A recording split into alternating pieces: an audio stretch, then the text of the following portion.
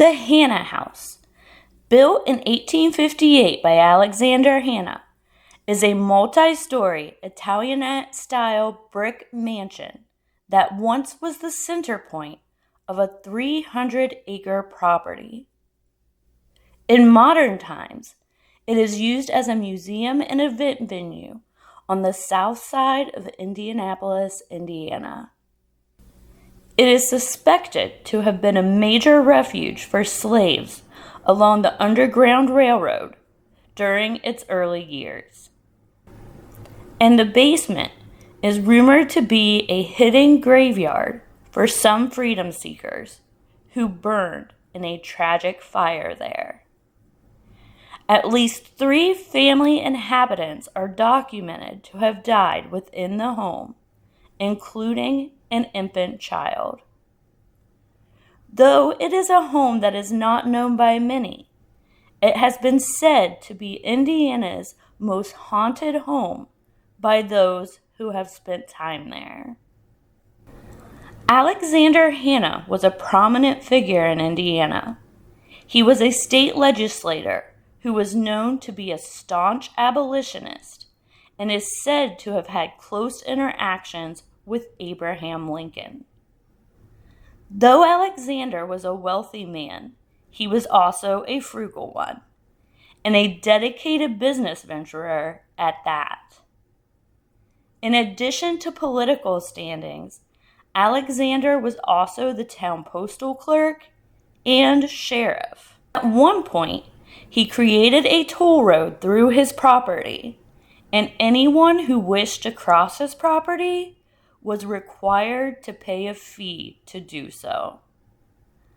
At the time of its construction, all of the brick that was used to build the massive home was obtained at the cost of just $550. The receipt for the brick still exists today. The wood floors throughout the home are mostly oak, a prized and high-value wood at the time. An interesting finding is that in an effort to save money, Alexander ordered that cheaper pine wood be laid in areas where area rugs could cover the pine's existence. One major claim surrounding the home is that it functioned as a major stop along the Underground Railroad. There is no documentation to support this. Harboring slaves was illegal and carried the risk of being prosecuted or even killed. Therefore, it was imperative that it remain secretive. But Indiana was a free state, and it was common for Quakers in Indiana to harbor slaves, especially in Indianapolis, where the train traveled through. In addition, Alexander's abolitionist ideals, the expanse of the property, and the design of the basement made it a prime location to hide those who were seeking freedom. The rumor of a deadly tragedy has also been tied to the home. As the legend goes, slaves were hidden in the basement, which had a floor made of dirt and straw at the time. One night, an oil lamp, used for light and warmth, fell over and caught the straw ablaze. Multiple freedom seekers perished in the fire. Due to the illegalities surrounding the situation, the fire and the bodies needed to be kept a secret. Unable to give them a proper burial, Alexander did the best he could and laid them to rest under the basement floor. Though no documentation exists about the incident, word of mouth amongst the townspeople spread the tale throughout time. Initially a bachelor when building the home, Alexander went on to marry Elizabeth Jackson in 1872. The Hannahs eventually conceived a baby and were delighted to welcome their bundle of joy. Elizabeth immersed herself in designing a nursery for the child, one that was attached to the master bedroom. Baby Elizabeth was born in 1875, but tragically, she died at just 2 days of age. The Hannahs were distraught. Elizabeth could not stand the sight of the empty nursery and ordered for it to be dismantled. To this day, there is still evidence of where the nursery wall was taken down. The Hannahs never conceived again, living out the remainder of their years childless. Elizabeth passed away at the age of 52. 7 years later, Alexander died inside of the home of a heart attack. All 3 of the Hannah family members, Alexander, Elizabeth, and their infant child, are buried aside one another at Crown Hill Cemetery.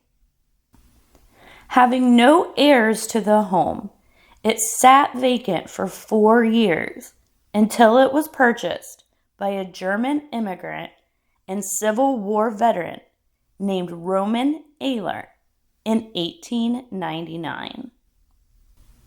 Roman was a jeweler and watchmaker by trade and owned a big-time jewelry store that would have been comparable to a Tiffany's. He married a woman named Maria, and together they had a daughter, Romana, and a son, George. Roman died within the home in 1920 at the age of 79. Maria passed away in 1933 at the age of 81, also within the home. The funerals of both Maria and Roman were held inside of the house. Following the death of her parents, Romana, who was then married to a man named Marion Elder, took over ownership of the mansion, and they lived there with their 4 children until the 1960s. The home has since been passed down to her children. Hence, since its construction in 1858, it has only belonged to 2 families, the Hannahs and the Ehlers. The home itself contains 24 rooms. The most prominent rooms include the parlors. The downstairs is divided into what would have been a men's parlor and a women's parlor. Men and women would have hung out separately in these rooms, and children were not allowed. The mantel in the men's parlor came from the Bates House Hotel, a grand downtown Indianapolis hotel that provided luxury lodging to many high-profile figures. Abraham Lincoln delivered a speech for his presidential run at the hotel and was said to have used the mantel as a centerpiece for his speech. Years later, when the hotel was facing demolition, they donated the mantel to the Hannah House. Management felt that since Alexander had a close relationship with Lincoln, it was fitting that the mantel be moved to the home. A portrait of a young girl that hangs above the mantel in the women's parlor has been affectionately given the name Miss Hazel. The portrait was found in the attic after the Ehler family moved out. Why she was left there or who she is remains uncertain. What is known is that the image is a post-mortem photograph of the girl with the eyes drawn in. Eerily, her eyes seem to follow visitors as they move around the room. One of Roman Ayler's valued clocks is also in the parlor area as well. Mama's room. This room belonged to Maria Ayler during her lifetime. Referred to as Mama, she passed away inside the home, perhaps in her own bed, and her funeral was held within the home as well. She is the great-grandmother of the current owner of the home. The room is unique because it contains many of Maria's original belongings, all of which had initially been sold in an estate sale after her passing. The collection includes her bed, mirror, and vanity, as well as a pair of boots and a hat that belonged to her. 30 years after these items left the home, the current owner stumbled across them in an auction. And thus, miraculously, Mama got her belongings back. The master bedroom. Remnants still exist here, where the structure of baby Elizabeth's nursery would have been. The change in wall texture remaining as a sad reminder of the room's unfulfilled intentions. The Lincoln Room. This room contains a bookcase that doubles as a secret passageway to the stairs of the servants' quarters. The basement. Upon an exploration into the basement, one first walks downstairs that are original to the home's inception. Shelves in the back corner are stocked with a plethora of jars, all containing foods that were canned by Mama Ayler herself. Haunted accounts from the Hannah House have been building over time. Early reports of haunted activity began in the 1970s and included unexplained noises, lights and electronic devices turning on and off on their own, and objects moving without explanation. In the 1980s, the family started holding events at the home to help raise funds to maintain its care and offset the cost of rising property taxes. Events have included parties, weddings, murder mystery dinners, haunted houses, and music performances. As more people visited the house, the reports of otherworldly experiences increased. People frequently claim the smell of burning candles wafting down from the attic, and sometimes a foul smell of rotting flesh. Multiple ghosts have even been spotted with the naked eye, including a man in a black suit who walks the upstairs hall, a woman near a window on the second floor who appears to be holding a baby, perhaps Elizabeth with her deceased infant. The apparition of a man has also been observed walking the outside of the property and sometimes riding a pony. This is believed to be the ghost of Alexander Hannah. Overwhelming emotion seems to overcome some who visit Mama's room. Women in particular report feelings of sadness and heaviness, and some have even broken out into tears.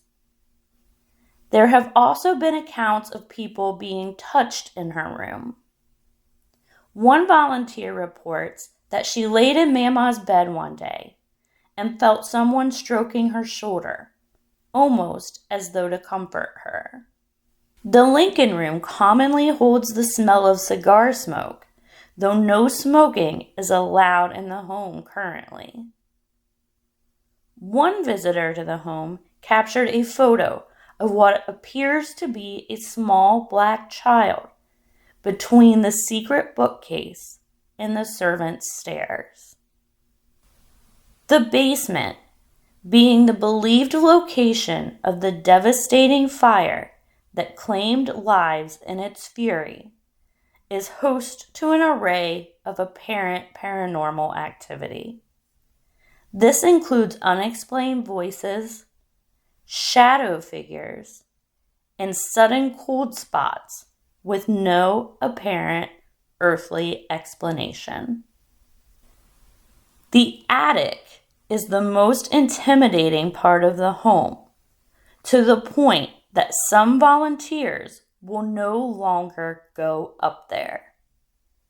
People feel a sense of unease and heaviness, an overwhelming feeling of being watched, and some even experience headaches and nausea when in the attic. Its door is kept locked, and they do not allow people to go into the attic during tours. The only way to gain access to the attic is to book the home for a paranormal investigation.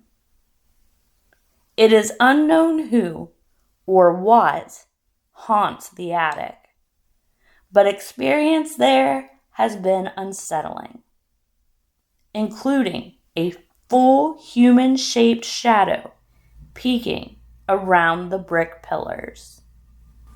A horror movie entitled H.P. Lovecraft's Witch House was filmed at the home in 2021. During filming, production was repeatedly stalled by the sounds of children laughing and running upstairs. Production approached the property manager to ask that the children be removed from the home during filming, only to be informed that there were no children at the home.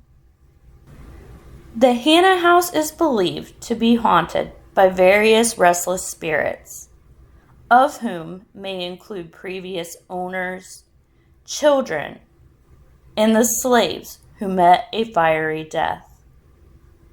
In September of 2024, I rented out the Hannah House for a private paranormal investigation, hoping to explore the legends and the hauntings for myself. What I experienced was awe-striking and spine-tingling. Be sure to watch my solo paranormal investigation from the Hannah House so you don't miss my encounters there.